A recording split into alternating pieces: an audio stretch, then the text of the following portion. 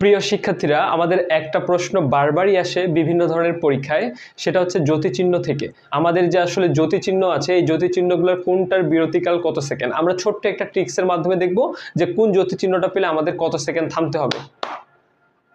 ওকে, আমি এই ট্রিক্সটা লিখতেছি। মনে করো আমার একটা বন্ধুর নাম হচ্ছে কোলন ড্যাশ, তো আমি বললাম কোলন ড্যাশ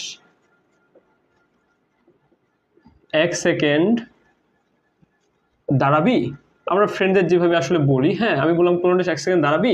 তো দেখো এখান থেকে কোলন থেকে কোলন একটা শব্দ, কোলন একটা জ্যোতিচিহ্ন,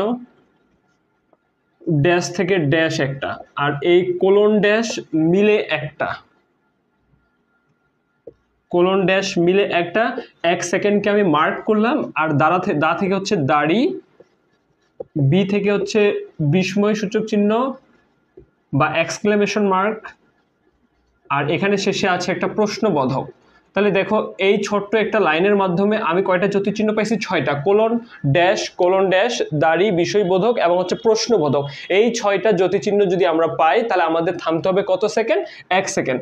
তাহলে আমরা ইনশাল্লাহ উত্তর করতে পারবো। ওকে, ধন্যবাদ।